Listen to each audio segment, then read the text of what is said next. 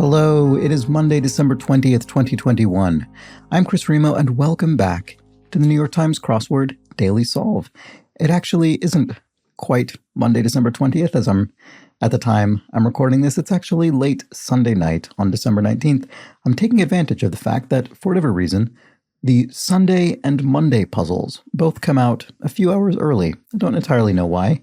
But it means I'm able to solve this at least in UK time, 11 p.m., so I can free up some time for myself Monday morning. So I'm doing that.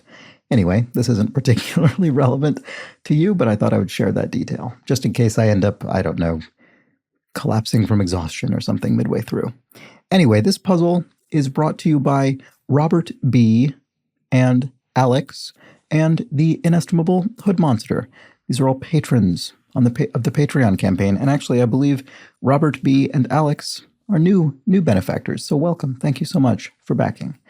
And if you'd like to join their ranks, you can do so at patreon.com/dailysolve, where you can also find a whole slate of bonus videos. And in fact, I've just seconds ago recorded another one. I recorded what I think might have been my first meta puzzle, which is a style of puzzle in which, after solving the crossword itself, you have to infer an answer, a sort of meta answer from the crossword, and you type that in, and then it tells you if it's correct or not. And I did figure it out. So if you'd like to see that and you're a Patreon subscriber, head over to the feed and you can see that solve from crosshair.org, a community crossword publication website. And also, that is where the members of the Daily Solve Daily Solve Discord chat server, Constructors Corner, tend to post their crosswords as well. So I'm looking forward to solving more of those soon also. Anyway, okay, so having said all of that, let's discuss some clues from yesterday's puzzle. And in fact, there are quite a few, so I apologize if I don't read your comment. It's not because it wasn't interesting or worthwhile. It's just that there were a fair few comments this time, and so I have to be a little bit judicious. So Richard Lorenzen explains that a tangelo is a hybrid fruit, and that much I remembered, but he goes on to say typically citrus and pomelo, such as tangerine and pomelo. And I think I sort of thought that, but then I was thinking, well, is a pomelo itself already a hybrid fruit? So maybe it's not. I don't know. I second-guessed myself. But anyway, confirms tangerine and pomelo typically. Kathleen Quinn corrects me. I had said, yes, Virginia, there is a Santa Claus. I had said that was a reference to the film Miracle on 34th Street, but it's not. And I know it's not, but I misremembered it completely, and that's just my brain failing me. Kathleen explains that, in fact, this is a line from a newspaper editorial called Is There a Santa Claus? The editorial, written by Francis Church, appeared in the September 1897 edition of the New York Sun and has since become a part of popular Christmas folklore in the United States. The editorial was answering a young writer, age 8, to the paper wanting to know if Santa Claus was real, because her friends were telling her there was no Santa Claus. Virginia's father had told her, "If you see it in the sun, it is so." Hence, she wrote the newspaper's editor, and they published their response in this now famous editorial, very charmingly delineating why Santa Claus is real. And yes, this is, I feel silly because I did know that story and it slipped my mind entirely. And I went and I read a bit more about it. And the author of the editorial, who actually was known for more cynical and, I guess, hard-nosed editorials, initially didn't want his name attached to something that I guess he perceived as a bit more sentimental. But he had been a war reporter during the Civil War. And so he'd come out of that with a very, I guess for that reason, he was a fairly cynical person. And then this editorial that he wrote to this in response to this young child expressed his desire, I suppose, for an intentional maintenance of magic and mystery in the world. All right. Lazy Foxtrot, referring to Outback Steakhouse, says, I don't know how prevalent Outback is throughout the world, but we have them here in Brazil. It's interesting that over here it's more of a high-class type of restaurant, but when I got to eat at one in the U.S., I got the impression it was just like any other restaurant. Regional differences, I guess. It is interesting how that sort of thing works. I've noticed that here in the UK, you'll see sometimes restaurants like TGI Fridays, which is a sort of, pretty unremarkable, I guess, fast casual is what they call it in the United States restaurant. And here in the UK, I mean, it's nothing special here in the UK either. It's just that they advertise it specifically as real American food, things like that. And I always find that funny because there's nothing special about that particular category of American food. All right. Ken Levasseur says, in the intro, Chris lamented that he was too old for a recent clue. Many recent clues. In the case of the ginger snap clue, he might have been too young. I recall my father-in-law, who was born in the 1920s, using the ginger to describe someone like a grandchild who had a lot of energy. So that explains that particular clue in yesterday's puzzle. And indeed, I wasn't entirely familiar with that usage of ginger. So thank you. Yakushi explains that 1 volt equals 1 ohm times 1 ampere. So indeed, ohm is equal to volts divided by amps.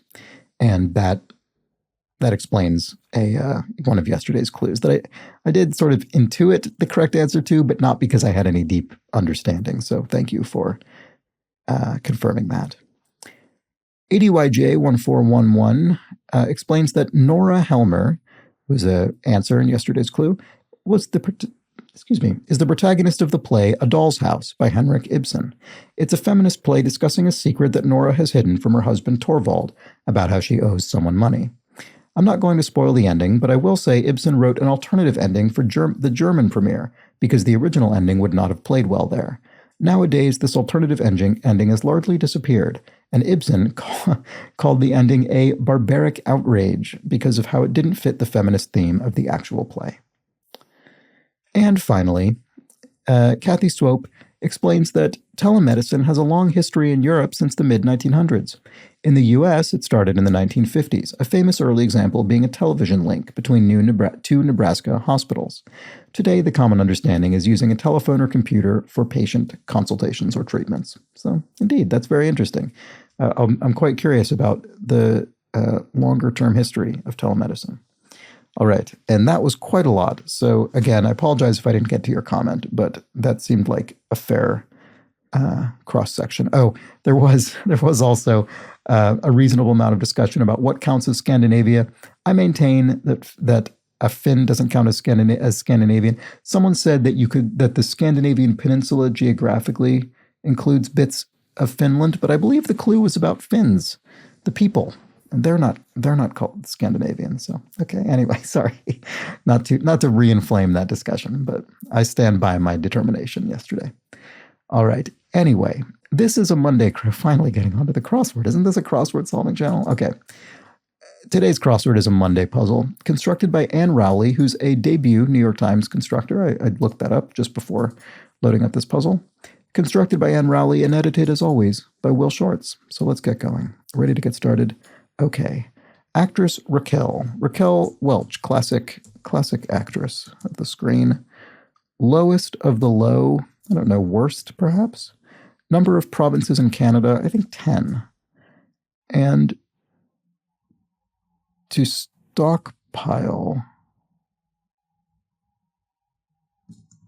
Act poorly, could be emote. Prompt action when things are unraveling. I'm not sure offhand. And then prince or princess.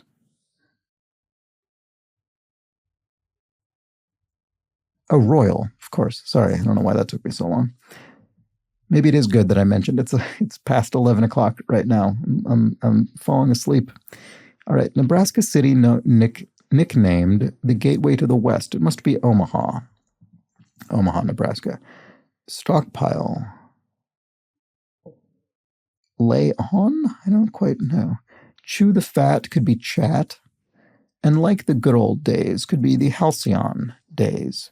So what is this? Prompt action when things are unraveling. Oh, a stitch in time? So does stockpile mean lay in? Don't think that's a phrase with which I'm familiar. Lay in. Yeah, I don't know. Well, anyway. Title girl in an MTV cartoon. That would be Daria from, the 90s, I think? And slightly wet could be damp. And a pumpkin seed. pip or pumpkin seed. Actually, not sure. You said it, amen. Fine spray is a mist. Held in high esteem is respected. If one was in first place, one led. And a means of entry,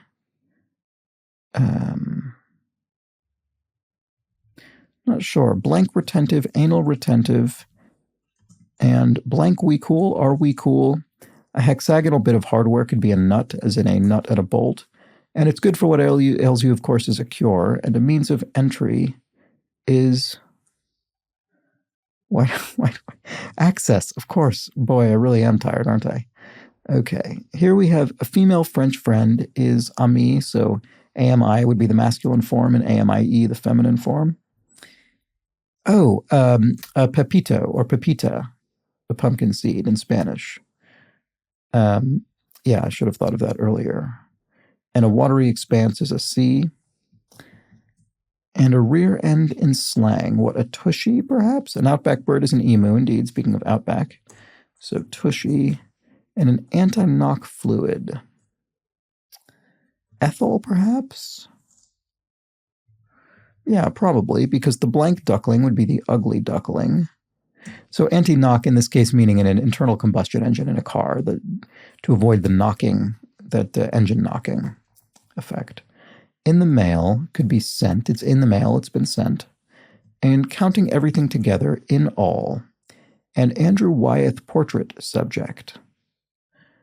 Helga? Well, yeah, okay. Well, la-di-da, that works. And Oblast. Or could be Helga. Salt Lake City athlete. So Salt Lake City, Utah. Could be the Utes. And...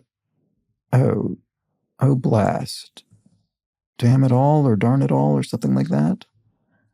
Maybe I shouldn't fill that in until I know the cross. Wide-mouthed jug could be a ewer, so darn it all. There we go. And one getting dressed for lunch. A salad. You could dress a salad for lunch. Nay's opposite would be yay or nay. And obeys... could be heeds, heed my warning, obey my warning, I guess. Shoe bottoms, soles, and beat around the bush, hem and haw. So we have, I think we have maybe, is this a theme perhaps? These seem to be idiomatic expressions or colloquial expressions, maybe more accurately. A stitch in time, hem and haw, darn it all. I don't know if there's something more specific that's tying those together thematically, but they feel thematically related. A groundbreaking tool would be a hoe. If something contains something, it has that thing. Caustic and of the highest standard.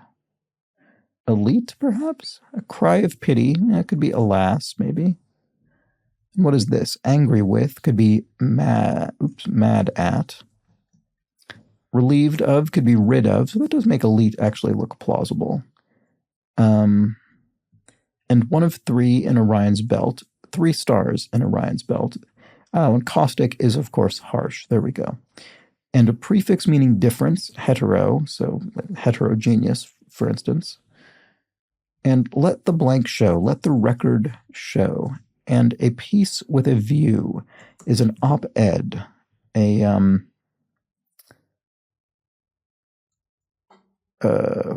think it's sometimes called an opinion editorial, but I think that might be wrong. I think it might be opposing editorial or something. I think an op-ed traditionally there'd be 2 of them. Anyway, an op-ed is a piece, a journalistic piece with a view, an opinion. And however. How do you say that? The sort of poetic contraction of however. Anyway, I think it's though, as a contraction of although. So it's essentially however, but in a contracted form. And so, by the way, that indicates, because this however has been contracted, it indicates that the answer will also be contracted. You want the answer to match the clue. And so, though... which corresponds to however, is also the contracted version, so THO rather than although, ALTHOUGH. Okay, you might do it after stubbing a toe. I guess classically in a cartoon or something, someone hops around after stubbing a toe. And to feel sorry about something is to rue it. That could be the answer. And yes, that fits here. The H in MPH would be hour.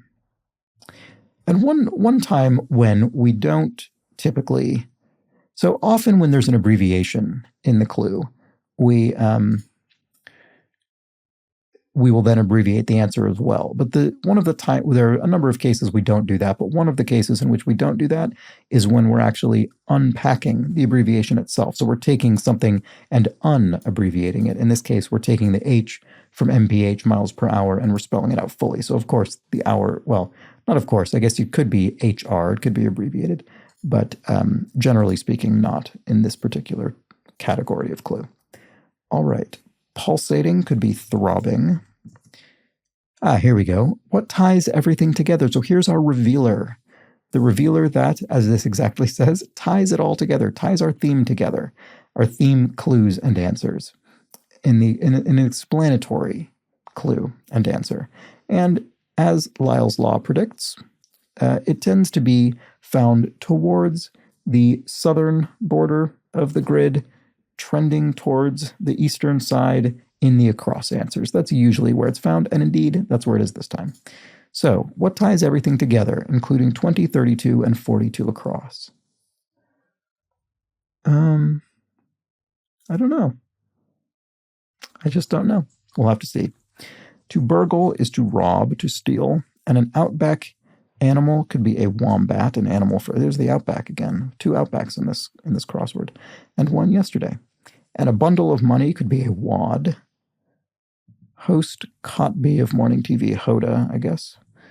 And poetic praise, an ode, there we go, the classic crossword poem. And a sound from a pug, a snort, I guess? Is that right? Or a snore, maybe? I know that pugs have sort of breathing issues because of the way that they're bred. Goal of phishing schemes, informally. ID fraud, often. And the informally indicates that something's abbreviated. In this case, identification, ID is abbreviated. A work of blank that did not begin in emotion is not blank. Oh. Maybe it's not fraud, because this sure looks like art, doesn't it? A work of art that did not begin in emotion is not art. So maybe it's not ID fraud. ID theft, I guess. Okay, very similar meaning, but different word. So, sound from a pug, yeah, it could be snore or snort. A frequent teenage sensation would be angst, feeling of sort of existential frustration, or ennui almost. All right. Brewed beverages in bottles could be ales. You could brew ale, and it's bottled. An exam is a test. Change for a 5, a banknote, ones. And one of about 93 million between Earth and the Sun must be miles, 93 million miles. So what ties everything together? Common theme? Common stitch in time. Hem and haw, darn it all. I don't really... Sorry, I apologize if you're ahead of me on this one. Letter before chai. Okay. An opposite of clean-shaven. They're symbolized by light bulbs in cartoons would be ideas. Annual theater awards are the Tonys. Fauna's partner would be flora and fauna, so the plants and indigenous animals of an area. Like coincidences that make you go, are eerie. And move in real estate lingo would be relocation. The Evita of Evita would be Evita Perone. Oh, common thread. I see. Oh, I see. So stitch in time, hem and haw, darn it all. Very clever. So a stitch, a hem, and darning they all have to do with thread. Of course, a stitch, a hem, and the verb to darn, as in to darn socks, to mend socks. All right, an opposite of clean-shaven, of course, is hairy. I don't know why it wasn't more obvious. And there we go. There's the Monday puzzle. A pretty nice and clean solve, I would say. Hello, here I am interrupting myself. It is the following morning. It is now actually Monday, December 20th, 2021, and I've just realized that I completely forgot to observe that I have hit 1,000 solved puzzles consecutively. I've hit my streak, my 1,000-day streak. What this means is that for the past 1,000 days, I've solved each New York Times crossword on the day of its release. There's a bit, I think, of confusion about exactly when the cutoff period to maintain your streak on a given day ends, but essentially, I have solved each of these on the day without missing a day. There's some very close calls. I think maybe it's either 1 year ago or 2 years ago on New Year's Eve, I almost dropped my streak and then managed to correct it at the last moment.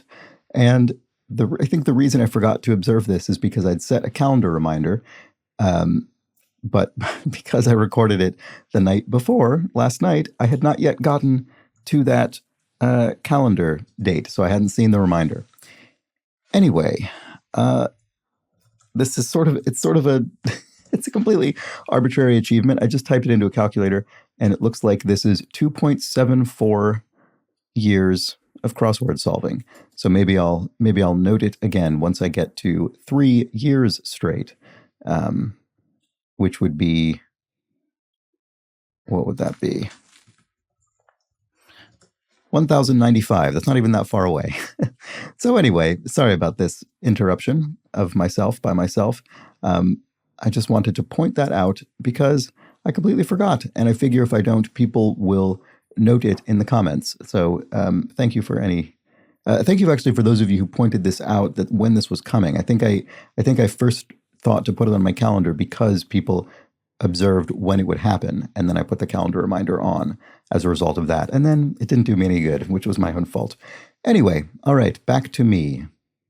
And I would say a fairly gentle and unassuming theme, but that's fair enough. It is only Monday, and we're getting into the week in a gentle, smooth way. And boy, I'm glad this didn't take me too long, because as you can maybe hear, my voice is getting extremely hoarse. This tends to happen to me when we start getting late at night. I start to lose my powers of oration. Okay. So there was the Monday puzzle. And I don't think there was anything that gave me a huge amount of trouble here. I mean, you wouldn't expect there to be on a Monday particularly. I didn't really know lay in a stockpile. That was interesting. I wonder, I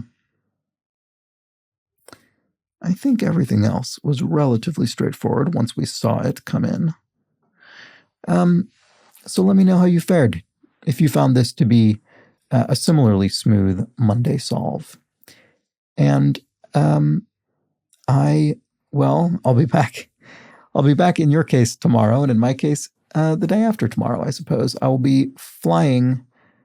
It's arguable whether I should be doing that at this point. These plans, the Christmas travel plans, long predated the current, latest iteration of the situation in which we all find ourselves. So we're sticking with the plans. We'll see how it all goes. My hope is that I will still be able to record this series every day during the duration of the trip. So there shouldn't be any interruption. I hope there's not. I will see you on Tuesday. I hope you enjoyed this puzzle. If you did, please do subscribe. Please do subscribe to the channel and consider liking these videos as well. That helps. I think subscriptions and likes are all helpful to the algorithm. And if you know someone who might enjoy this, do pass it on, either directly to someone in particular or to your internet community of choice. Whatever you think would work. And if you'd like to join a different internet community, you could come hang out in the Daily Solve Discord chat server. You can find that in the link in the description field underneath each video. And if you're a Patreon subscriber, you get an extra channel in that Discord chat server, along with all of the bonus videos you get. And if you back at the benefactor tier, the recognition at the beginning of these videos, and also that Let's Check the Crosses mug, or Yeah, that's what it is. I got it right this time. Anyway, I think that's it. Follow me on Twitter at The Daily Solve, and I hope you'll be back tomorrow for the Tuesday puzzle, probably another relatively gentle early week crossword. I hope you will join me. But until that point, please do have an excellent remainder of your Monday. Take care.